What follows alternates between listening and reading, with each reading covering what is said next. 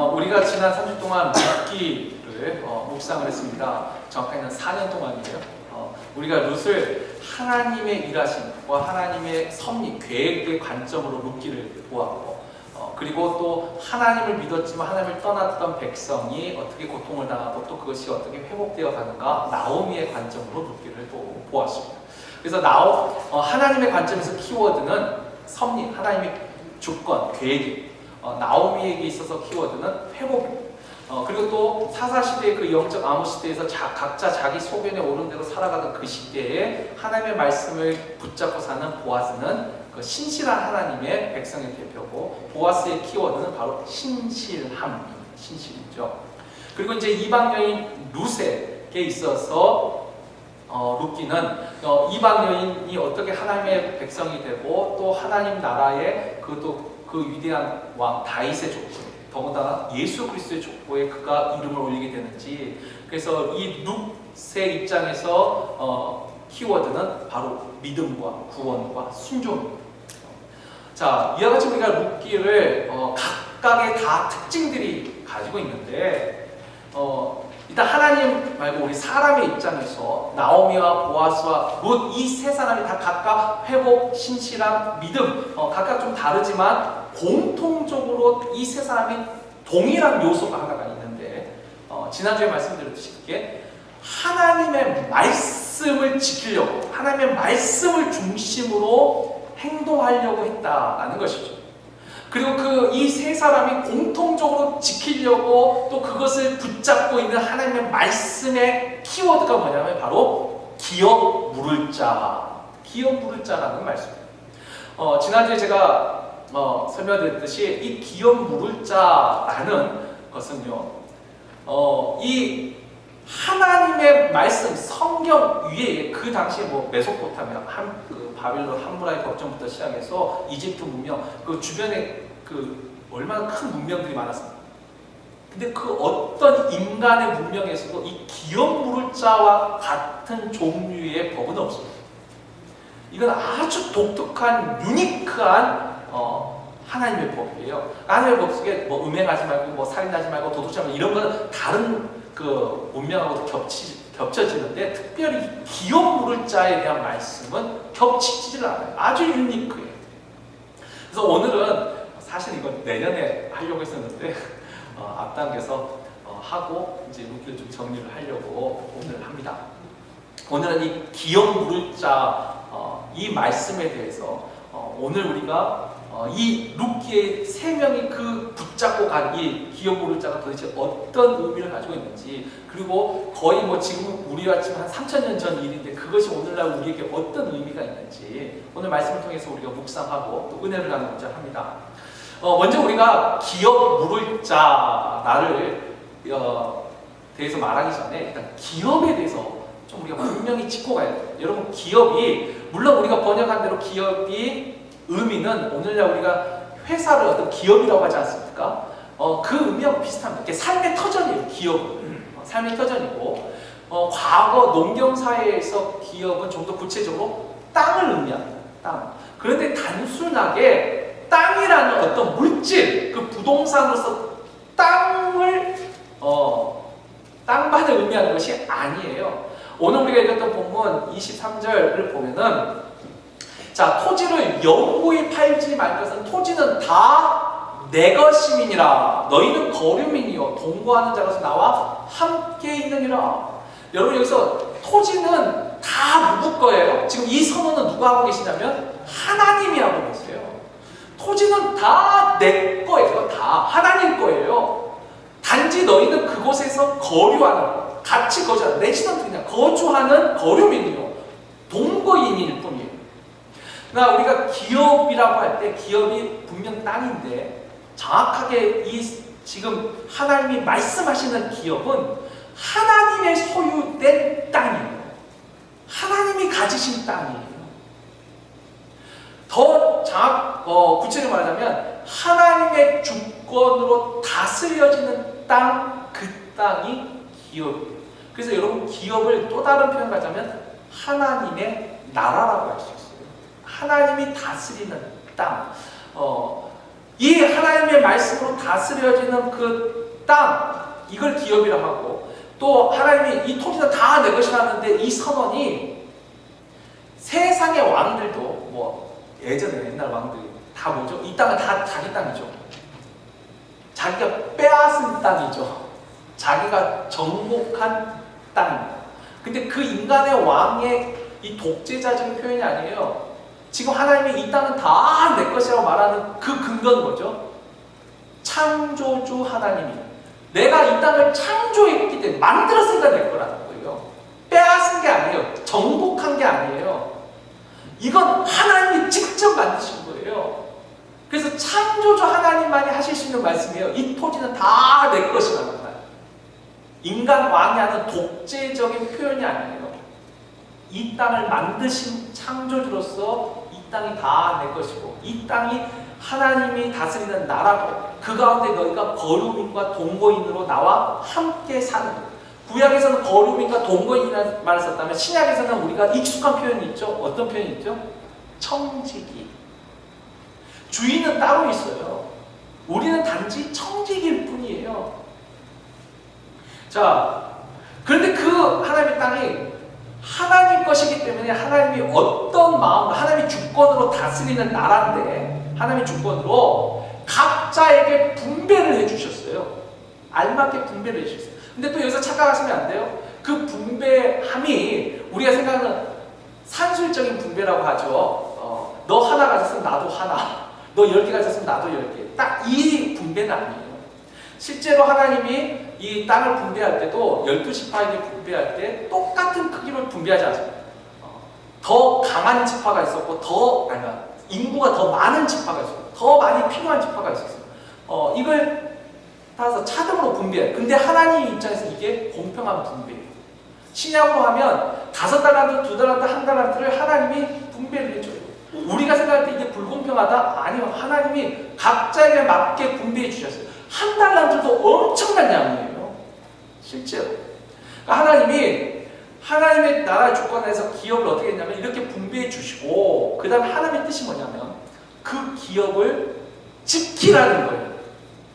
그 기업을 팔지 말고 빼앗지 말고 합병하지 말라는 거예요. 여러분, 이 속에는 뭐냐면 하나님이 이 율법에 하나님의 뜻으로, 하나님의 주권으로 하나님의 다스리는 그 하나님의 나라가 여러 가지 분야가 있는데, 특별히 이 레위기 25장은 경제적인 평등과 자유를 위해서 하나님이 주신 말씀입니다. 그러니까 하나님이 땅을 다 내 것인데 우리에게 분배를 해주세요. 그러면서 이것을 유지하고 지키며 합병하지 말라 했어요. 만약에 하나님의 말씀이 지금까지만 이대로 유지되면요, 이 땅은 작은 천국이 되었을 겁니다. 진짜 하나님 나라가 되었을 겁니다. 근데 문제는 보세요. 이렇게 땅을 분배를 해줬는데 지키지 못할 경우가 생깁니다. 이 땅을 지키지 못할 경우가 생깁니다. 크게는 두 가지 경우가 있습니다. 하나는 이 땅을 경작할 사람이 없는 거죠. 그러니까 옛날에는 농경사였기 때문에 특별히 노동력이 필요했어요. 그러니까 경작할 사람이 없어서 이 땅을 지키지 못할 경우가 있어요. 그것을 위해서 주신 법이 두 가지 구체적인 법이 있는데, 첫 번째는 민수기 36장에 나와 있는 이 슬로보아스의 딸들을 위한 특별법이 있는데, 그러니까 남자 형제가 없는 거죠. 다 딸들만 있는 거예요. 일은 남자가 일단 힘이 있어야 되니까 해야 되는데, 그러니까 이 슬로바 딸들이 그러면 우리의 기업은 어떻게 됩니까? 경작할 사람이 없어서 우리가 다 빼앗기게 되겠습니다.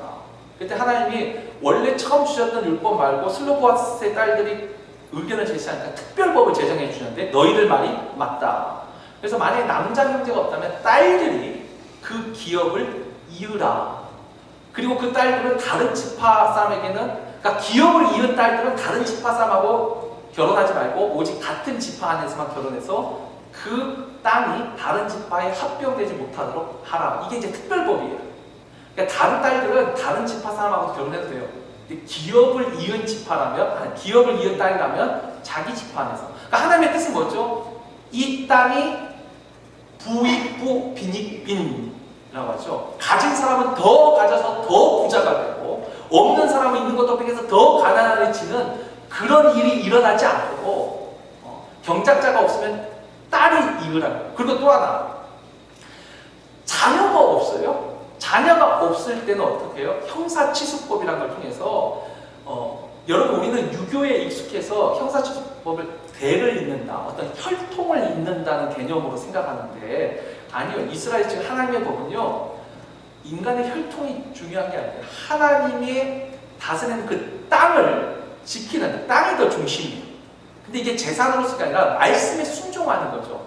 근데 아무튼 그 아들이 없으면, 형이 자녀가 없어서 죽으면 동생이 그 형수를 취해서 자녀를 낳아서 그 땅을 경작하게 함으로 그 땅을 어떻게든 기업을 지키라는 거예요. 유지하는 거예요. 자, 그런데 이렇게 경작자가 없을 때도 그렇지만 우리가 이 기업을 유지하지 못한 경우가 또 하나 있죠. 그게 뭐냐면 갑작스런 뭐 사고를 당하든지 질병 때문이든지 어려운 일 때문에 어떤 이유든지 가난이 발생할 수 있어요. 경제적으로 어려움이 발생해요. 그럼 어쩔 수 없이 이 기업을, 땅을 팔아야 되는 일이 생기는 거죠. 그 가난이 뭐 다양한 뭐 병에 걸리든지 사고를 당했든지 갑작스런 어떤 천재지변이든 어려움이 생긴다. 하여튼 그것 때문에 땅을 팔게 될 경우가 생기더라고요. 자, 그럴 때는 어떻게 하냐면 그때 등장하는 게 기업 물을 자예요. 이 기업을 무르다라는 뜻이 뭐냐면 되사서 돌려주다라는 뜻이에요. 돌려주다라는 뜻이에요. 되사다. 돈이 있고 힘이 있는 친척들 중에 한 사람이 그 땅을 다시 사서 원래 그 기업의 주인에게 돌려주라. 그런데 또 만약에 그렇게 사서 돌려줄 친척조차도 없으면 그런 힘을 가진 친척도 없으면 그때는 희년이라고 50년마다 원래 지금 이 하나님의 다스려진 나라에 대해서 경제적인 자유와 평등을 위한 율법이 안식년과 희년으로 주어졌어요. 이 기업 물을 자라는 이 말씀은 희년에 대한 말씀 중에 한 부분으로 포함되어 있어요. 그러니까 전체적으로 기업 물을 자가 어떻게든 기업을 돌려줘야 되는데 그 사람조차 없으면 희년이라고 50년마다 한 번씩 와요. 50년. 안식년이 7년마다 오는데 희년은 7번 안식년을 하고 한 해 더 해서 희년이 오는데 이때는 무조건 뭐 대가를 지불하고 있어요. 무조건 다 돌려주라는 게 희년이에요. 원래 기업을 가진 사람에게 다 돌려주라는 거죠. 여러분 이게 세상 인간의 역사 속에는 이런 법이 없습니다. 있을 수가 없어요. 내 거죠. 내가 샀으면 내 거죠. 근데 50년이 될 때마다 다 돌려줘요. 실제로 이 희년이 역사적으로 그럼 이스라엘 백성들은 지켰느냐? 우리가 정확한 기록은 없지만 사사시대 전까지는 이걸 지킨 흔적들이 있어요. 그러나 인간이 왕이 된 이후, 그러니까 왕정시대가 있죠. 사람이 왕이 된 시대 이후로는 희년은 단 한 번도 지켜지지 않습니다. 그건 하나님이 왕일 때만 가능한 거예요. 인간이 왕일 때는 네 건 네 거지만 네 건 네 거고 내 건 내 거고 근데 왕이 생기면 네 것도 내 것이 되는 일이 발생되거든요. 희년에 원래 이것이 그대로만 지켜졌으면 이 땅에는 그렇죠. 부익부 빈익빈이 발생할 수가 없어요. 잠시 동안 이렇게 가진 사람이 더 가질 수는 있죠. 그러나 희년만 오면 다시 처음으로 원상복귀로 다 되돌아가야 됩니다. 원래 기업으로 돌아가요. 이 하나님의 주권으로 다스려지는 이 땅, 그게 바로 기업이고 그 기업을 이렇게 지키지 못할 경우가 발생하거든 지키려고 하되 그래도 못하면 희년을 통해서라도 그 땅을 돌려줘요. 여러분 보세요. 그래서 기업 물을 자 안에는 하나님의 말씀이 그대로 지켜지는 하나님의 말씀대로 살려 할 때만 할 수 있는 것이 바로 이 기업 무르기예요. 사람은 할 수 없어요. 인간이 왕일 때는 이것을 말씀대로 지킬 수가 없어요. 그래서 사사시대에도 영적 암흑시기에 자기 소견에 오른 대로 살 때에는 기업 무르기라는 것을 말을 할 수가 없어요. 이건 오직 하나님 말씀에만 있기 때문에 그 말씀에 순종하려는 사람만이 할 수 있는 일이죠. 그래서 이제 요약을 하면 이렇습니다. 우리가 기업 물을 자 할 때 기업을 단순히 땅을 돌려주는 의미가 아니라 하나님의 주권으로 다스려지는 그 나라, 그것을 의미합니다. 기업. 그래서 구약에서는 기업이지만 신약에서 우리가 기업이라고 표현할 때는 뭐죠? 다 하나님 나라. 우리는 하나님의 나라를 기업으로, 하나님의 나라를 유업으로, 하나님의 나라를 상속받는 자로서. 그러니까 땅의 초점보다도 하나님의 말씀대로 이루어지는 하나님의 나라, 그 나라가 바로 기업이라는 거예요. 자, 그렇다면 그 기업을 물을 사람, 이제 물을 사람, 그 하나님의 나라를 물러주는 그 사람을 우리가 히브리어로는 고엘이라고 합니다. 고엘. 무르다라는 말이 가알이라는 동사인데, 이 가알이라는 동사에서 나온 기업 물을 사람이 바로 고엘이에요. 근데 이 고엘이, 이 가알이라는 뜻이 아까 값을 주고 되찾아서 주다 라는 뜻이에요. 그래서 여기서 구속하다라는 말이 나와요. 해방시켜주다, 회복시켜주다는 말이 이 단어, 이 뜻에서 또 파생돼서 나와요. 근데 이 고엘이요, 보세요. 이 고엘이 오늘 이 레위기 25장에 있는 고엘의 의문어는 그 가나안 혈족이 땅을 팔았을 때 그 땅을 돌려주는 그것만 지금 기록되어 있어요. 근데 이 고엘의 의무도 있지만 24절에 보시면 사회적으로도 이것을 약속을 했어요. 이게 하나님의 말씀이 지켜지는 사회에서만 가능한 일인데, 지난주에 제가 말씀드렸어요. 어떤 사람이 땅을 샀어요. 그럼 일단 자기 거죠. 내 소유죠. 근데 어떤 사람이 와서 내가 그 땅이 필요하니까 그 땅을 팔라고 말해요. 여러분 어때요? 팔아야 돼요? 말아야 돼요? 그건 내 맘이죠. 안 팔아도 되는 거예요. 어느 누구도 아무리 뭐 돈을 많이 줘도 내가 팔기 싫으면 안 팔면 되는 거예요. 안 팔면. 이건 당연한 거죠. 그렇죠? 우리가 이와 비슷한 사건을 아합과 나봇의 포도원 사건도 있는데, 아합이 나봇에게 처음부터 그냥 뺏으려고 한 게 아니에요. 잘 보세요. 비싼 돈을 주고 자기가 그걸 살려고 했어요. 근데 나봇이 뭐예요? 나 안 팔아요. 싫어요. 충분히 그랬어요. 왕이 말해도 내가 팔기 싫으면 안 팔면 돼요. 그런데 고엘의 의무를 가지고 와서, 고엘의 의무를 해서 나는 내 친척의 땅을 사서 돌려주려고 하니까 그 땅을 파세요라고 하면 여기는 이제 강제성이 하나 들어갑니다. 적어도 하나님의 말씀을 지키려면. 그래서 24절에 보면 너희 기업에 온 땅에서 그 토지 무르기를 허락하라. 그러니까 다른 사람이 와서 땅을 팔라 할 때는 안 팔아도 되지만, 내가 고엘의 의무를 행하려고 하니까 땅을 팔아라 하면 팔아야 돼요. 팔아라는 거예요. 그것을 허락하라. 이게 율법이에요.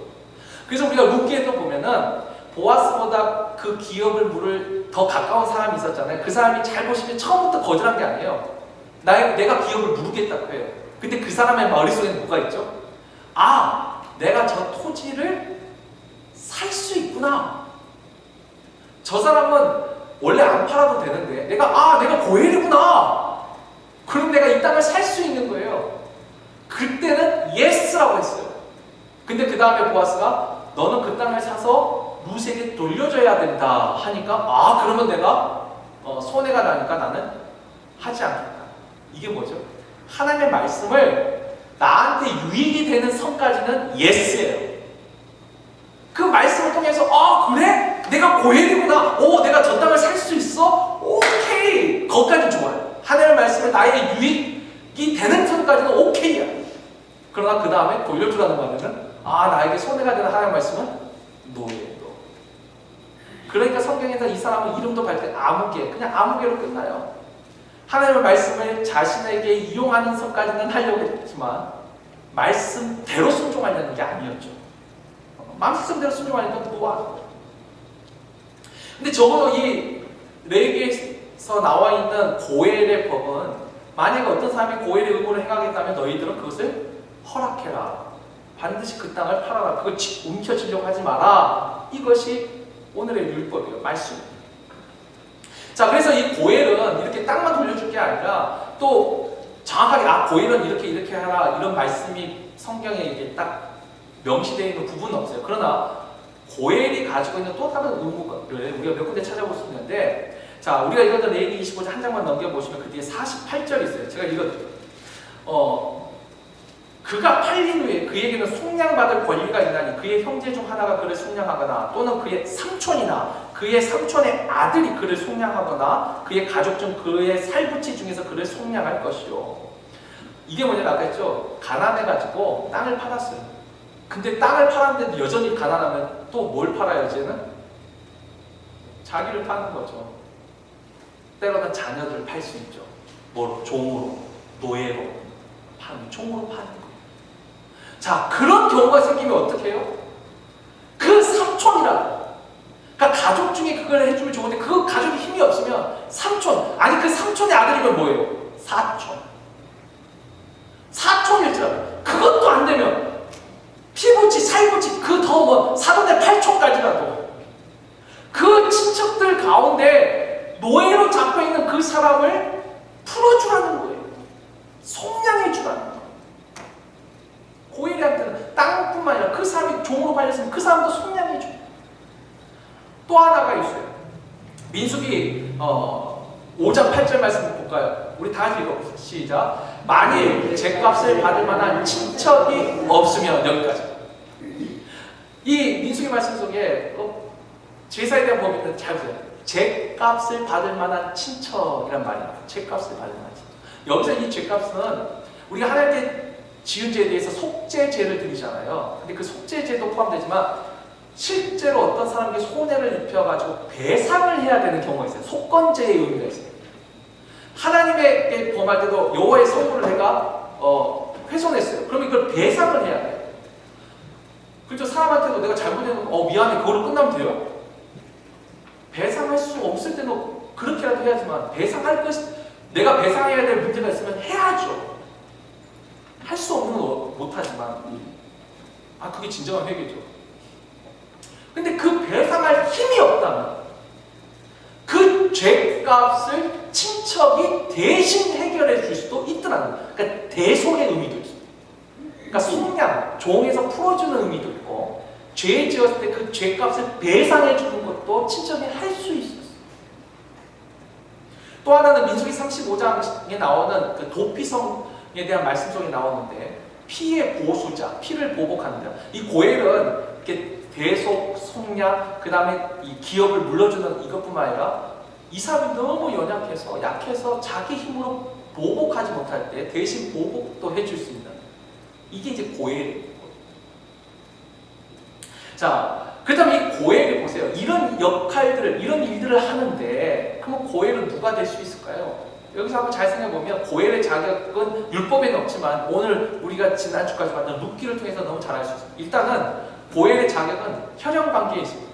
생판 남이 하는 건 아니에요. 남이 하는 건 구제라고 할 수 있어요. 근데 이게 고엘은 일단 혈연관계가 있어요. 그럼 또 하나, 고엘이 이런 일을 이런 역할을 할 수 있는 이가 반드시 해야 될까요? 아니요, 율법에서는 그걸 반드시라고 하지 않아요. 자원하는 사람이 할 수 있습니다. 이 고엘도 아까 땅을 반드시 사줘야 하는 거 아니에요. 하기 싫어. 그럼 이제 그 율법에서 신을 벗는 자라 해가지고 하는데 안 할 수도 있어요. 자원하는 심령이 있어요. 그리고 또 하나 더 또 중요한 게 있어요. 우리 입장에서 혈연관계도 돼요. 마음도 있어요. 도와주고도 싶어요. 그런데 문제는 능력이 없어요. 그래서 고엘이 되려면 능력이 또 있어야 돼요. 그렇죠. 이걸 사가지고 아무런 대가 없이 그냥 주는 거야. 그냥. 그러려면 어떻게? 그럴 능력이 있어야 되는 거예요. 그 처음에 그 보아스에게 기업 물을 권리를 포기한 그 사람도 나에게 손해가 될까봐. 분명히 손해죠, 이건. 사서 그냥 줘야 되는데. 손해죠.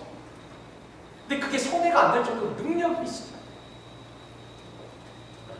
자, 이게 바로 고엘. 그래서 여러분, 고엘이 되는 것이 아무나 될 수가 없는 거예요. 혈연관계도 있고 마음도 있지만 내가 능력까지 갖춰야 돼요. 이게 쉽지 않죠. 이 고엘이 된다는 정말 어찌 보면 영광스러운 일이고 정말로 귀한 일이에요. 근데 아무나 하기는 어려워요.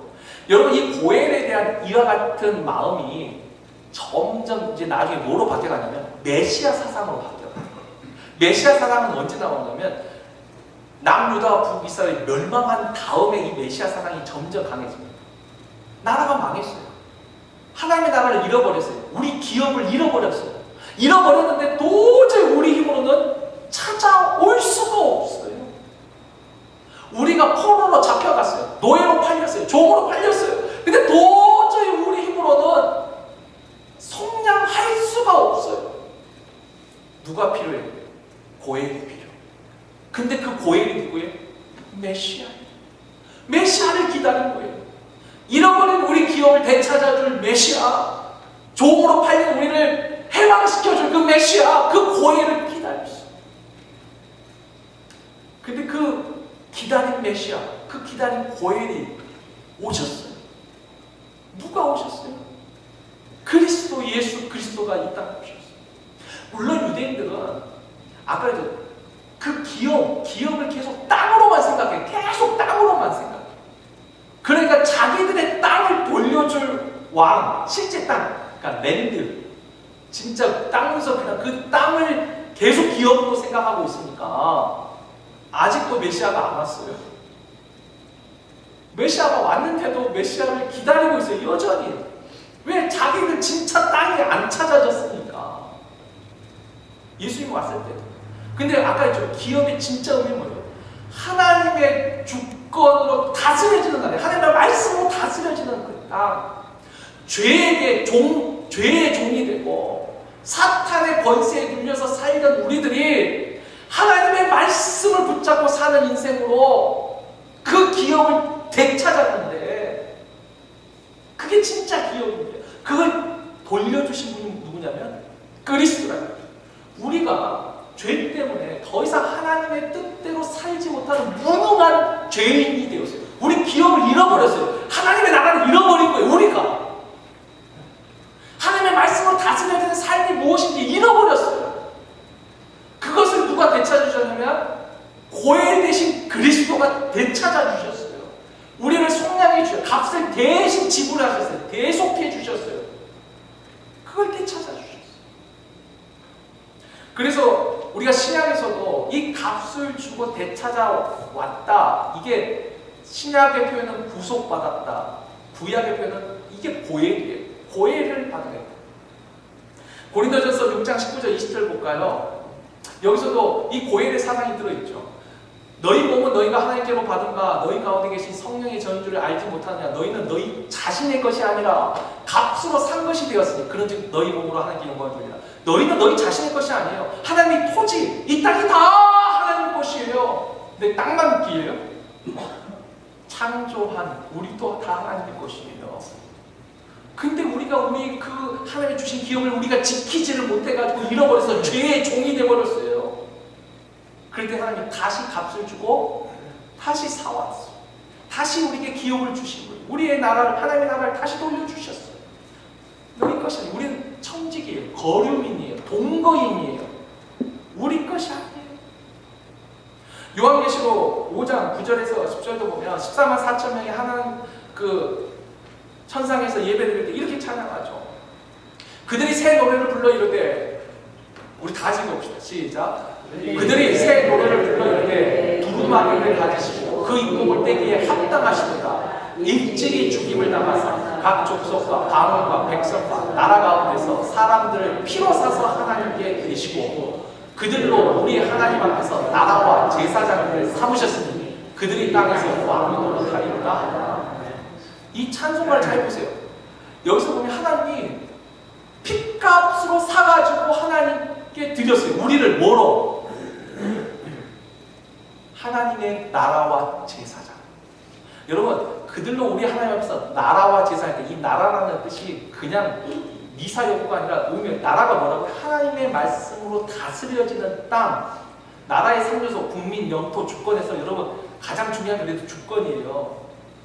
하나님의 뜻대로 다스려지는 하나님의 나라로 우리를 드렸어요. 우리 하나님의 나라가 된 거예요. 그전에는 죄의 종으로 죄의 권세 아래서 내 마음에 내 육신의 정욕대로 내가 원하는 대로 살던 내 인생이 예수 그리스도로 말미암아 다시 하나님의 말씀으로 사라지는 하나님의 나라. 이전 것은 지나가고 새 것이 되온 거죠. 다시 기업을 회복한 거예요. 하나님의 나라가 된 거예요. 제사장은 뭐죠? 그렇게 하나님의 나라가 된 우리가 아직 하나님의 나라 되지 못한 세상에게 중보자 역할을 하는 제사장으로 우리가 다시 신분이 회복되었다. 이게 그냥 찬송이 아니라 의미를 가지고 있어요. 그리스도가 우리를 고해 대신 그리스도가 우리를 건져내서 성장해서 대속해서 다시 하나님의 나라가 되도록 우리의 기업을 회복시켜 주신 거예요.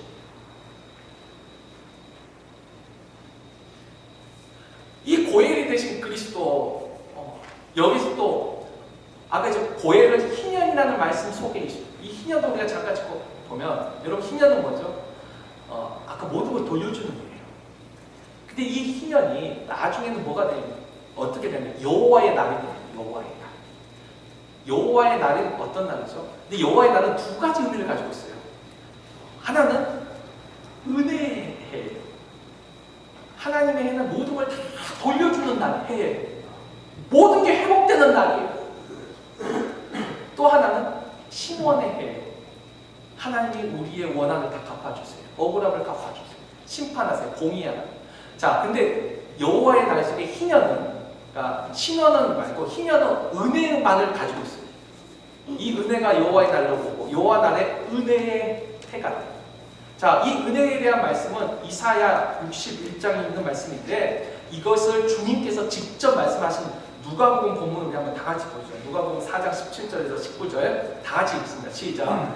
선지자 이사야의 글을 드리거늘 책을 펴서 이렇게 기록된 데를 찾으시니 곧 주의 성령이 내게 임하셨으니 이는 가난한 자에게 복음을 전하게 하시려고 내게 기름을 부으시고 나를 보내사 포로된 자에게 자유를 눈먼 자에게 다시 보게 함을 전파하며 눌린 자를 자유롭게 하고 주의 은혜의 해를 전파하게 하려 하십니다. 여기서 주의 은혜의 해가 희년이에요. 하지만 희년. 근데 그 희년이 어떤 날이죠? 이그젠플이죠. 눈먼 자는 다시 보고 가난한 자는 어떻게 해요? 복음, 복된 소식을 주고 눌린 자는 자유롭게 해요. 이그젠플. 이 세 개만 빼고 이것만 희년이 아니라 그렇죠. 목마른 자는 갈증을 해소하는 날이에요. 잡힌 자는 풀려나는 날이에요. 은혜해가 뭐예요? 우리의 모든 억눌린 것으로부터 자유를 선언해주는 날이에요. 그게 은혜예요. 주님께서 그래서 뭐예요? 이사야가 그렇게 예언했던 은혜해가 바로 내가 옴으로, 이 땅에 옴으로 가난한 자에게 진정한 복음이 들어가고 억눌린 자가 풀리고 자유롭고 포로된 자가 풀어지고 질병에 사로잡힌 자가 낫게 되고 주님이 이 땅에 오심으로 이 땅에서 희년이 선포된 거예요. 그리고 이 마지막 여호와의 날, 은혜의 해는 마지막 단어는 뭘까요? 재림의 날. 주님이 다시 오신 날이 이제 이 희년의 완성이죠. 그때는 영원한 해고 다시 또 팔리고 다시 잃어버리고 이게 아니고 이제는 영원한 하나님 나라가 마지막 날에 이루어집니다. 그래서 우리가 그렇죠, 기업이라고 말할 때 우리 고린도전서 6장 9절 10절을 보면은 신약에서 이 기업에 대해서 한 번 더 말합니다. 이건 기업에 대한 부정적인 표현이에요. 여기 보면 불의한 자가 하나님 나라를 유혹으로 받지 못할 줄 알지 못하는가. 미혹을 받지 마. 음행하고 우상숭배하고 간음하고 탐색하고 남색하고 남색은 이게 동성이죠. 도적, 탐욕, 술 취하고 모욕하고 속여 빼앗는 자들 하나님 나라를 유혹으로 받지 못한다. 하나님의 나라가 기업이에요. 하나님의 나라가 기업인데 부정적으로 이와 같은 죄진 사람 그걸 받지 못해요. 긍정적으로 자 갈라디아서 4장 7절에 보면은 그러므로 내가 이후로는 종이 아니요 아들이니 아들이면 하나님으로 말미암아 유업을 받을 자니라. 우리는 하나님 나라를 기업으로 받을 사람들이에요. 아들이 된 거예요. 또 마지막 계시록 21장 7절 볼까요? 계시록 21장은 뭐가 있죠? 새하늘과 새 땅에 대한 마지막 말씀. 그 새하늘과 새 땅을 말씀하시면서 이렇게 말씀하죠. 이기는 자가 이것들을 상속으로 받으리라. 이기는 자가 이것들을 상속으로, 기업으로 받으리라. 여러분 하나님 나라는요. 다시 말해요. 하나님 말씀으로 다스려지는 땅이에요. 하나님의 말씀을 붙잡고 살아가는 땅이에요. 그리고 마지막에는 영원한 하나님 나라가 우리의 기업이에요. 여러분 그 기업을 우리가 어떻게 했어요? 잃어버렸어요. 죄 때문에 잃어버렸어요. 우리의 무능함 때문에 잃어버렸어요. 우리의 가난함 때문에 잃어버렸어요. 근데 고엘이 대신 그리스도가 속량해주고 대속해주시고 값을 치르고 그 나라를 우리에게 주셨어요. 땅을 줬다는 게 아니라 더 중요한 건 하나님의 말씀으로 다스려지는 그 땅, 그 소유, 그 기업을 주셨다.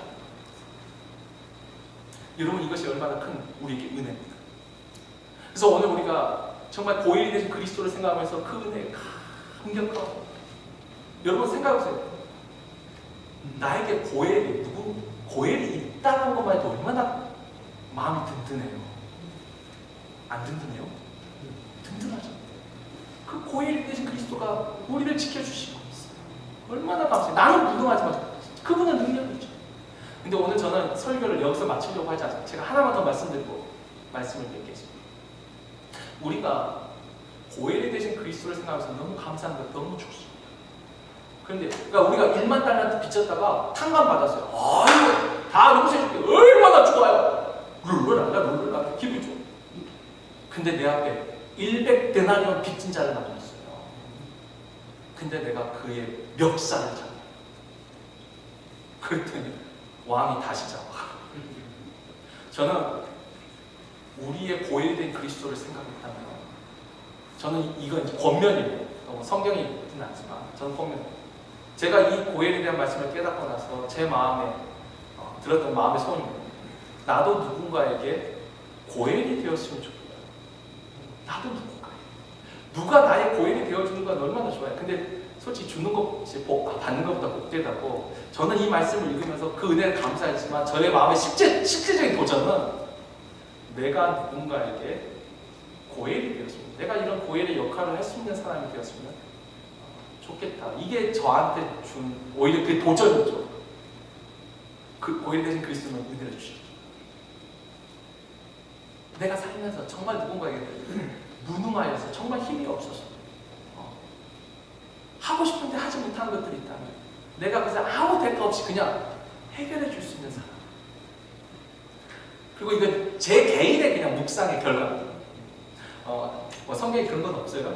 전 나름대로 내가 예수 믿었으면 적어도 2명은 전도를 하고 가야지 하나님 앞에 부끄럽지 않다고 생각해요. 왜냐하면 내가 믿고 한 사람 전도하면 본전치기 하잖아요. 뭐 그건 본전치기니까 그나마 괜찮아요.